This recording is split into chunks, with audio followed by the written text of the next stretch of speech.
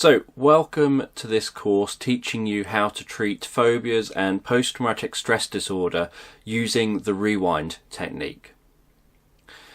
Now, through this course, you're going to learn what phobias and post-traumatic stress disorder are, why people experience phobias and post-traumatic stress disorder, how to treat phobias and post-traumatic stress disorder, and how to use the rewind technique, not just for phobia and post-traumatic stress disorder treatment, but also how to use it creatively so that you can use it with the widest number of clients, and how to use it for other conditions as well, like addictions, obsessive compulsive disorder, and things like grief as well.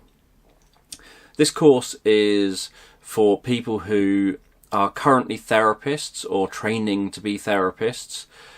So the expectation is that you're working therapeutically with people already. You may well be working with clients who experience phobias, post-traumatic stress disorder, and you just want some extra tools for your toolbox.